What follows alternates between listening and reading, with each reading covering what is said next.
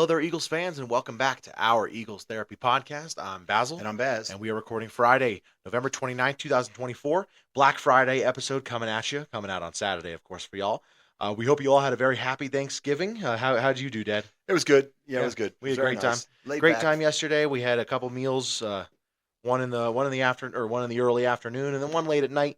So good time all around for us here. We hope you all had a great Thanksgiving as well, and hopefully you get to enjoy the Thanksgiving weekend, and hopefully even more so we get to enjoy it with an Eagles victory on Sunday for sure. As always, we want to give a plug to the Philadelphia Eagles Fan Club of Colorado Springs. We watch the games at Rhino's Sports Bar and Spirits. What's it called? Sports and Spirits. Yeah. Is that it? Yeah. Rhino's Sports and Spirits. Just look up Rhino's. You'll find it. And hopefully they'll see you there at 2:25 on Sunday, in which we're playing Baltimore. So playing Baltimore Ravens, Sunday 2:25 in Baltimore, 4:25 back there. This is kind of the game on the schedule that you looked at, Dad. This is it. This is the toughest game of the season for us on the record.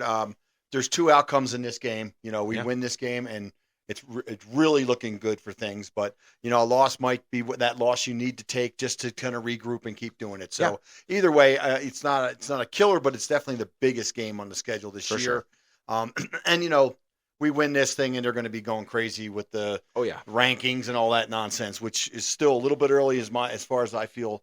December is the month you got to win and just kind of continue. But hey, well, this game's on December 1st. Yeah, so. True. And if the defense just really, that's what I'm going to be looking at. The defense just getting better, get more cohesive, playing better. This is the top offense we're going to see. Yeah. There's all kinds of stats that we have about this game, but yeah, definitely this is the one that we've been looking for too, and I think we're going to win. Yeah. That's good. Yeah. This is definitely the game we talked about when the schedule came out. You looked ahead of time and you circled the divisional games with Dallas and other teams that you thought might be better, Falcons, Green Bay, stuff like that. But this is the game. We knew when we got to that point, if we don't know who we are as a team, then you might not even watch. You might not even watch it. It's pointless to watch. But now we know we're a great team, and this is another great team we're playing against. So this is a big deal. This is a big game. You got a weather report for this game? Yeah, I do. It's going to be a typical fall day. It's going to be 45 degrees. So it's going to be, and then it's going to, obviously at night, it's going to drop. So we're playing right around sunset-ish, right there, 2:30, 4:30 back east. It's going to be, the sun will be going down. It'll get cold. It's going to be 28 for a low. So you're looking at game time, mid-30s, 5 to 10 mile an hour. But really no rain, no anything like that. So that's a good thing. But yeah, it's going to be a chilly day. Definitely. Okay. Well, let's get into the full matchup. So the Ravens all-time lead 3-2-1 against us. So kind of funny. First game we played was in 1997. We tied. That was the first one. And ever since then, we've gone 3-2 against each other with the Ravens taking the most. But funny thing I noticed with this, very close games in the history of the Eagles-Ravens. So I'll walk you through it. The first one was 10-10. Wow. Overtime. Tied overtime. And then we won 15-10.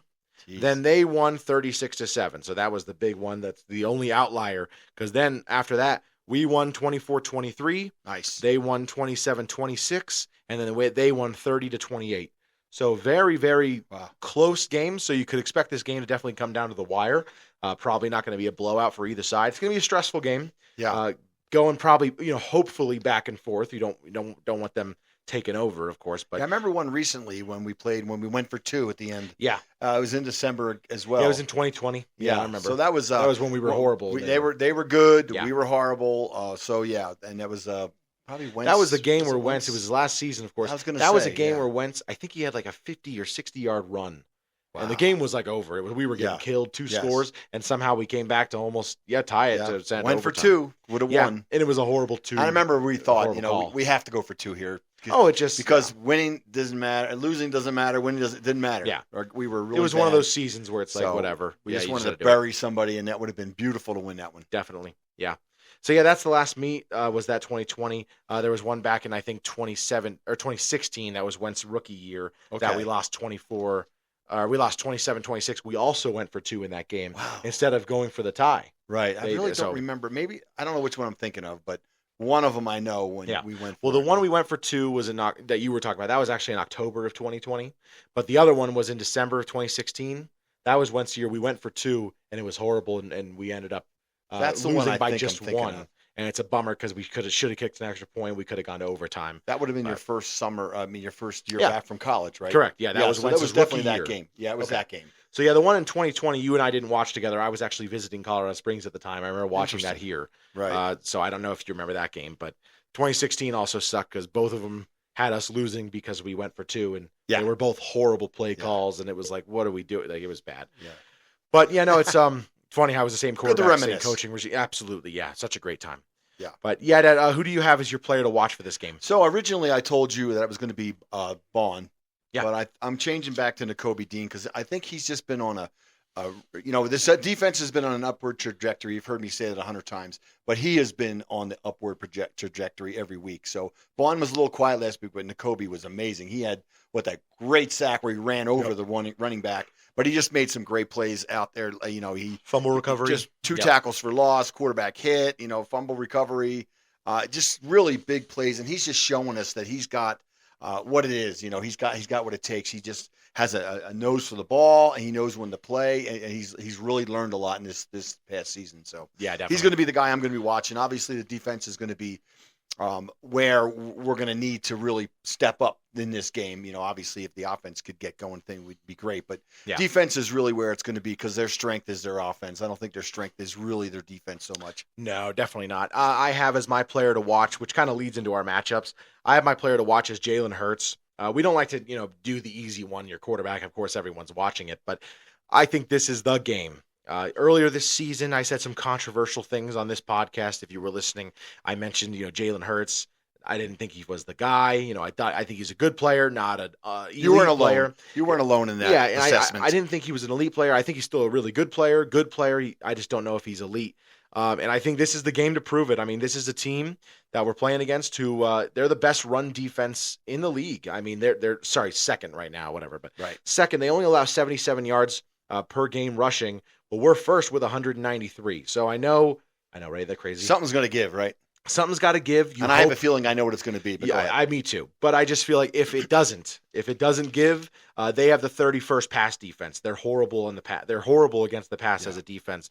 So this is the game. In the last few games, Hurts hasn't really had to throw it that much. We haven't had to ask him to do too much.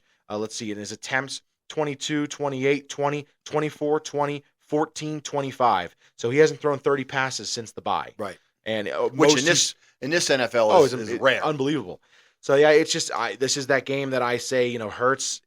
This is the game that he has to prove it. He has to prove to me that he's an elite passer. Really got to prove to the NFL because a lot of people call him a running back, and a lot of people call him, he's not that good on the pass. Yada yada yada. This is the game he's got to prove it. I really think that. Awesome. I agree with you. Nothing else? Well, no, I mean, I'd like to see some of the usual plays that we have, maybe a couple quarterback keepers that are going to throw them off and obvious passing down type things because with their pass defense being so bad, it's time to, let's take it to them. You know what I mean? Let's quit playing these silly, slow, early first quarter games and just go right at them. We'll see what, how it's going to work as far as we get the ball, whatever.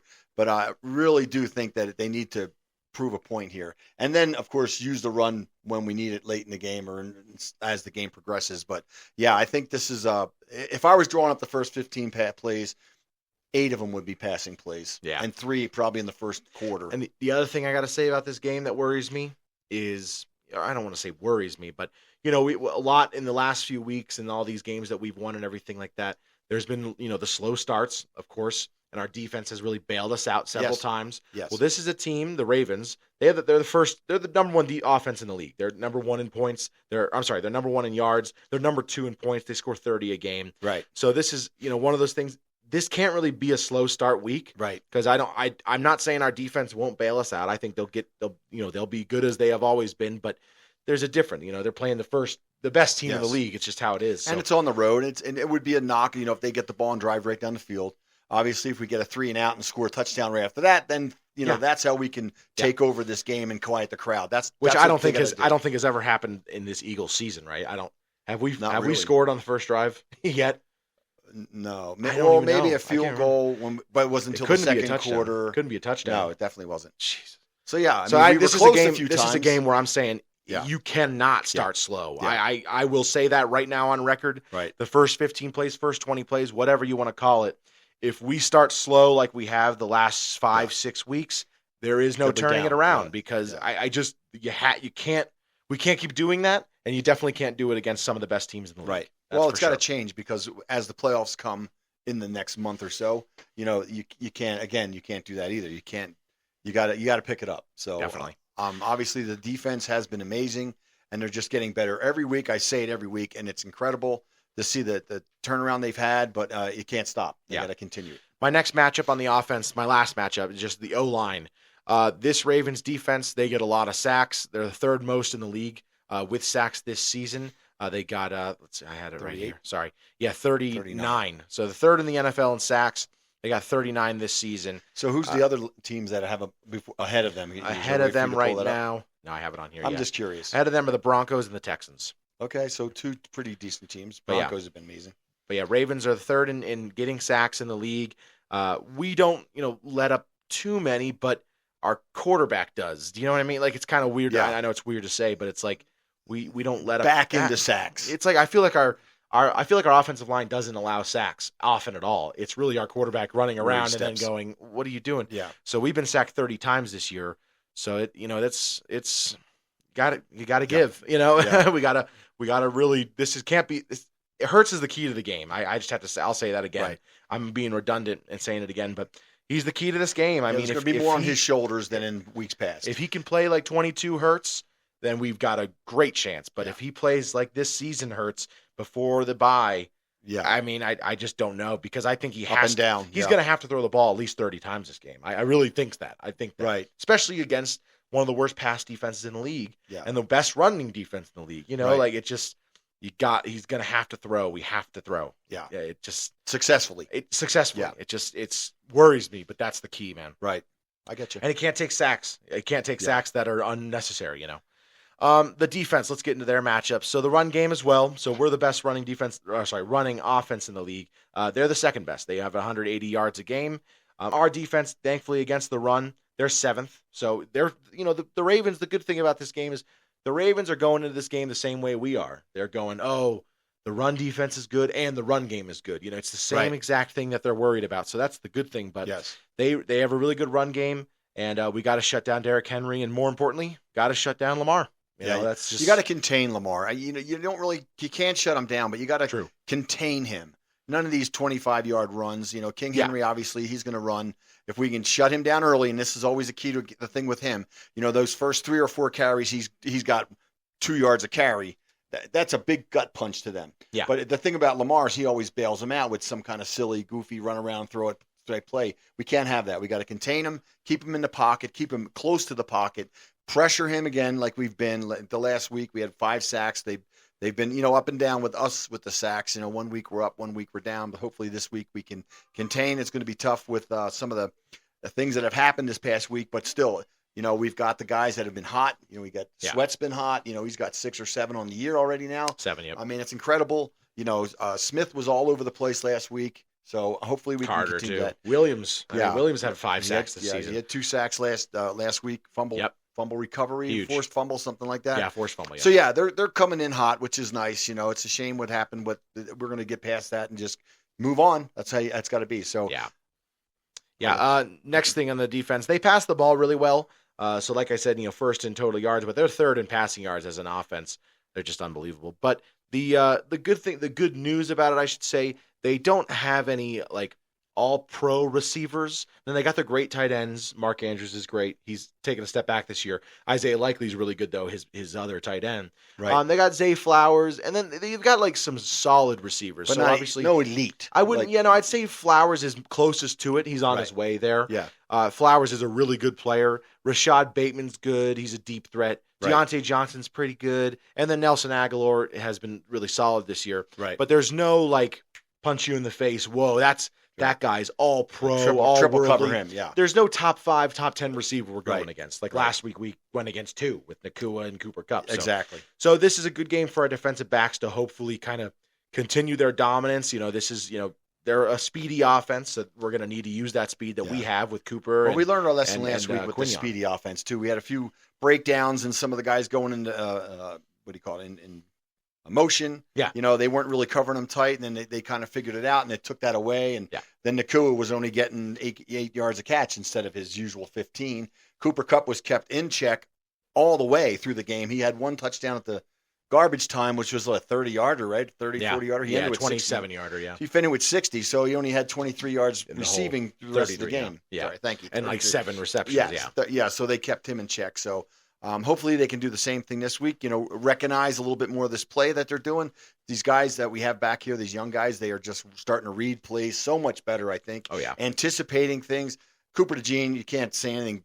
The guy's been amazing. He's not astounding us. He's astounding these professional announcers going like, I can't believe this guy made that play. Yes. He's way ahead of his time. Yeah, absolutely. It's amazing. Next matchup for the defense, the defensive line. It stinks that we're going in without Brandon Graham. We all know that. It's really unfortunate. And what makes it worse is that the quarterback for Baltimore only been sacked 16 times this year. They really don't get sacked a lot at all. And that's third least in the league behind the Bills and the Packers. So they don't get sacked at all. Very, very few and far between. So, how many games have they played this year? Is it 11? They're 8-4, so 12, 16 sacks in 12 games. They've only been sacked 16 times. So I remember last week the same thing was said about the Rams, though. Remember, they say he doesn't get sacked. It's true. So, but we sacked him 5 times. Broke that open. So, and then how many other sacks were we a few steps away from? True. Yeah. Well, the Brandon Graham knocked the ball out and everything like that. It's true. Almost fumble. And then, of course, I don't know if you guys watch Breaking the Birds. Breaking the Birds? Breaking the Birds, yeah. Breaking the Birds is one of the guys that he does these in-depth plays. And he was talking about Carter. He had his hands. They had hands around his neck the whole game and didn't get one stinking holding call. So yeah, it's bad. If he can just continue his dominance, he's going to get those calls down the road because they're going to start watching for it because they know what this guy is just doing so well. But that's what sprung Milton Williams last week. He was amazing. He was all over the field, made so many plays. So I think I think the fact that they're not getting the sacks or they haven't been sacked doesn't mean anything against us, our team. Yep.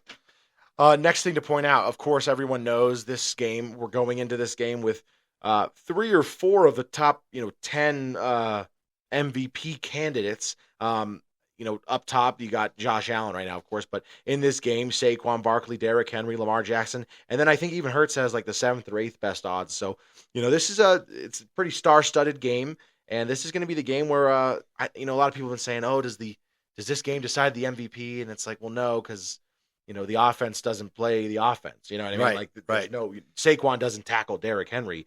But, big game to see them. Derrick Henry's having a great season with 1,325 yards. He's right 13 behind him. touchdowns and 6 average, a 6-yard per carry average. And Saquon's got 1,392 with 10 touchdowns, 6.24 average. Only big thing that's nice to point out is that they've played 12 games. We've only played 11. So Henry has less yards in more games. An extra game in hand. Exactly. Right? Yep. So that's kind of cool. But this is definitely a game where you kind of like to see a lot of big plays from both sides. Not us. We want to just see our team destroy. But that's right. For the regular NFL fans, they're going to want to be watching this game for, huge plays. This is the game of the week, I have to assume, right? For sure, yeah. Well, it's the only late game on the Sunday docket. There's 2 early 2:05 games. Yeah, so it's and then the 2:25 games. So it is definitely going to be it's on CBS, which is weird. So it's not the Fox game of the week, right? Because that's always Fox, right? I don't. They do the game. I don't really. Everybody know. Gets a game of the week, but it's going to be the one they're watching. That's for true. Sure. That's true. Yeah, this is a big one. It's on CBS. I guess we're going to have to hear Tony Romo. And after some of the stinkers we watched this past week, on Thanksgiving, some of the games were just. Yeah, not very. And we'll be mentioning those in a second. Yeah, entertaining. Let's talk about some injuries. So some big injury news going into this game. A couple guys listed as I'll just go with out first. Darius Slay, of course, going to be out with his concussion. So big thing we're going to be watching is going to be Isaiah Rodgers and maybe Keely Ringo. Whatever help they give him on that side of the field. That's probably where Zay Flowers is going to try to line up the most. Or I don't know, because Isaiah Rodgers is a fast dude. He 4.3, 4.2, 740, something like that. He's a fast guy, but we'll see if he hopefully improved upon his coverage from last week because he did have a bit of a rough time. They picked on him. Picked on him, but that's what happens when you get the one guy out and the other guy in. So Slay was getting picked on too. Sorry. Ben Van Sumeren also out with a knee injury. He's just going to take it easy here. And then some guys listed as questionable, some big names for us. Sidney Brown, kind of our third option at safety. He's played a lot this season. Johnny Wilson, kind of the 4th wide receiver on the depth chart. And the big one, Devonta Smith, listed as questionable, thank God. You get happy to see that. He was a limited participant the other day, and he was limited again today. But you really need him out there, especially since I talk about this being the game that Hurts has to really throw a lot, because this is good. He's the guy. He's one of the guys. You Even if he's 80%, we need him out there just to draw some players away from AJ 100%, and Goddard and 100%. Calcaterra or whoever else we're throwing it to. But hopefully he's got enough in there just to get out there and help us in a short game if he has to, or just get open here and there. So two names listed out for them: Charlie Kohler, the third tight end; Arthur Mollett, their backup nickel. Michael Pierce, defensive tackle for them, he's questionable. TJ Tampa, cornerback, also questionable. Big one for them, Kyle Van Noy. He's a big part of that front seven, getting sacks and everything like that. I don't know how many sacks he has on the season, but he's listed as doubtful, and that's that's a huge loss for them, and kind of a big boost for us. 8 sacks on the season, so he's been great, a part of their 39 sacks that they have. He's been a big part of it. And then on the backside with Michael Pierce, I'm sorry. Wait, I lost it. There it is. With TJ Tampa and Arthur Mollett, they're defensive backs. Those are guys I think they're both backups, but still it's a big deal to not have your backups in games. Just in case. You never know. Big thing. They also got Tre'Davious White there, former cornerback for the Bills. Hasn't had the best season either, but we'll see. So might be picking on him a little bit. He's like in the rotation type of cornerback, doesn't start all the games or anything. But yeah, it's gonna be a big game for us to have Devonta back and kind of have our offense back at full force. Devonta missed last week. He played the week before that though, right? Yes. Yeah. Okay. But he only had had 2 catches, right? Yeah, 5 really catches, low. 4 catches. Yeah. So this is gonna be a big game for our offense to kind of be back together. We need our full force. Same with our defense. We need full force going in. Thankfully, missing Slay, which is a bummer, but hopefully Rodgers, the investment we put into Rodgers and Keely Ringo kind of takes care of that for us. Right. But yeah. Let's talk about some other games. Before we do that, want a reminder to you guys to like and subscribe and comment down below your predictions for the game. If you're listening on Spotify or anything like that, please rate and subscribe wherever you're listening now. Okay. Let's get into some other games that just happened on Thursday during Thanksgiving. So the first one, big bummer for us. The first seed is right there for us. We're right behind the Lions, just a game behind. And we just kind of really need them to slip up. They have a really tough schedule to end their season. And it would have been nice if they lost a not tough game against the Bears. The Bears-Lions game, kind of a thriller, went down to the wire, 23-20. And was that the worst play in NFL history? I don't even know. I'm still shaking my head at that. I just don't understand what you're doing. When you got players I saw an offensive lineman telling them, let's go. And that was with 25 seconds left. Yeah. He doesn't throw the ball till there's 7 seconds left and it goes incomplete and the game's over.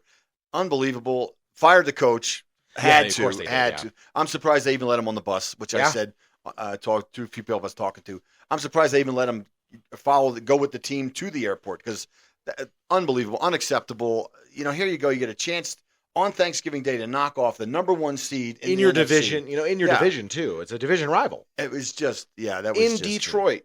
Yeah, that was awful. I don't understand what they were doing. I was thinking. Caleb Williams is a rookie. That's one of the reasons I say you never pick a team that has a rookie quarterback to go to the Super Bowl, like some of these analysts did, which is ridiculous. But anyway, I wouldn't pick a team that has this awful of a coach. This guy's been a bad coach for a few years, and it's about time he got fired. I hate to say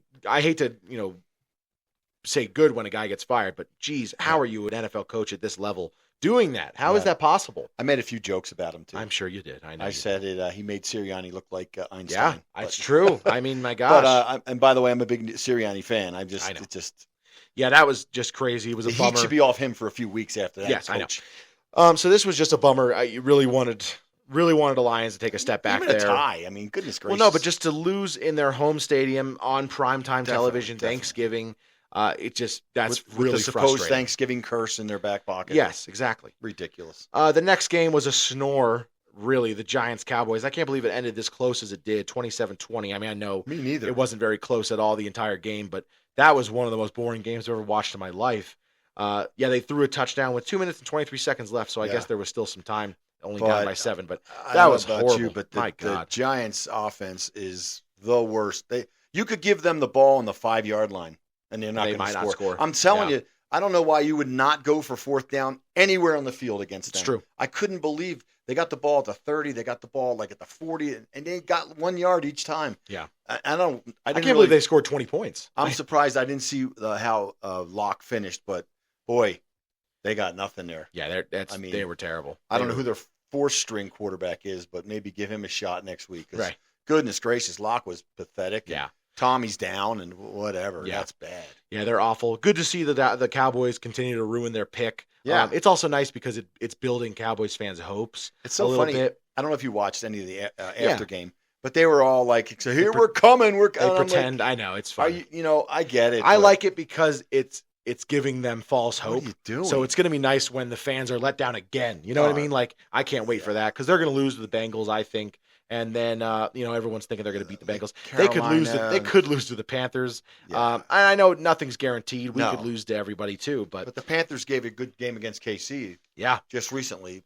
And then after that, they have Tampa Bay. They're going to lose to Tampa Bay. So it's nice that they have a false little week of hope to get it ruined again in the next few weeks.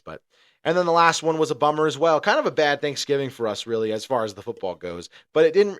Honestly, it's kind of surprising how close some of these were. This last one wasn't. The Packers destroyed the Dolphins 30-17. Really, every team that won, we wanted to lose. Kind of funny. Well, I guess the Cowboys you don't really care about right now. But it's funny watching Miami. I kind of went, this could be a fairly competitive game, and they looked awful. Yeah. Now, again, it may have been the Packer defense is amazing. It's true. Or has been getting that much better. I don't think so. But just from watching that game, you would think that they had a phenomenal defense because Miami couldn't do anything. And what's up with Tyreek Hill? I don't know if he caught a pass, did he? He ended the game with some pretty good stats. I'm assuming a lot of it was in garbage time. He had 6 catches for 83 yards and a touchdown. So 13 yards per catch. He's and underused. They don't know what they're doing. Oh, big time. Big time. A-Chain's good. It's in the cold, so they can't really win in the cold. That's kind of the narrative. Yeah. And we wanted the Packers to lose to kind of keep knocking down the seeding and everything like that, kind of keep people away from us. But back. That's the thing, and it's kind of a bummer that it got ruined by all these, by the Bears being terrible and the Dolphins the Dolphins being terrible and the Bears just being idiots. I don't even know what to say about that. But other games coming up this weekend that have some effect. Commanders are playing the Titans. Commanders, we'd like to see kind of lose again pretty soon because when we meet up against them, we don't want to be playing for the division. You know what I mean? Because we still have 2 kind of rough teams right now with Baltimore, and then we got Carolina, and then we got Pittsburgh, and then we go to Washington, or we play at home, right? Yes. Yeah. No, right? No, is it in Washington? We got to go to Washington, right? Yeah, we have to go to Washington. I thought so. Yeah, we do. That's one of the remaining away games we have. So we had to go to Washington. We have to go to Washington, and we'd like to kind of meet them up and it not be for the division or and they're only a game, but we kind of want them to be down.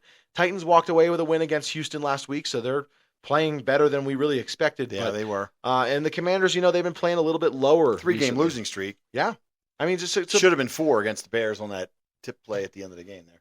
Wow, that was terrible. So, and that's kind of the moment the Bears season ended. If you think about it, it's kind of funny. But horrible. Yes. Cardinals, Vikings playing each other big for the standings. Cardinals no longer in the lead of that division. Vikings second in that division, I believe, right now. Yeah. So I bet Vikings fans are not very happy about that, about the Bears winning. About the Bears losing. Yeah. Kind of made them mad. Especially it was close. Yeah. This could be big for the seedings, though, in the long run because the Vikings have a little bit of an easier schedule than the Lions. So Vikings kind of looking to jump up and maybe take that division away from the Lions. They could, but I know it's going to be tough. Yep.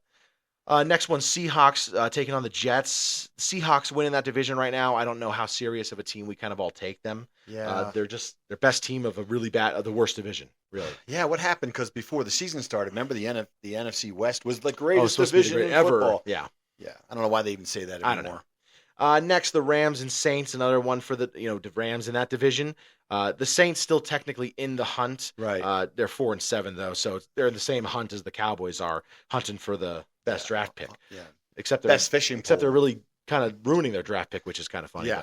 Yeah, and then the Tampa Bay Buccaneers, Carolina Panthers doesn't really have too much effect. The Buccaneers are still looking to win that division. Yeah, I think so. With the especially with the way Atlanta's Falcons faltered. in the lead. Yeah. And then the Bills and Niners. Hopefully the Bills can just kind of put to bed the whole Niners season. Tired of talking about them. Tired of hearing about them and still having a chance. They're done. It's over. Turn it off. It is. I don't think Brock's playing again. I've kind of Oh, really? I kind of follow from a distance, some of the players, and I'd seen he had limited or he threw one throw on Wednesday, and of course Thanksgiving kind of messes up the week because you don't know. Yeah, he's showing he's still questionable, but you're right. He could, it's possible he doesn't play. Yeah. And that's about it for those. So you got anything else to talk about with football, Dan? Not really though, but hopefully we get some better games on Sunday because this past Thanksgiving, it always can be a good one or a bad one. This particular one was not good for football. Yeah, I agree with you there. There's been some good. I mean, there was the Bears sort of comeback, kind of, but then the meltdown, and then Right. the other two games were just boring, really boring. Yeah, I mean, it depends what you're doing too, but That's true. This particular year we were kind of moving around, doing a lot of things, so it wasn't just couch potato on the watching the games. But thankfully, I didn't because it really would have ruined the whole day. Yeah.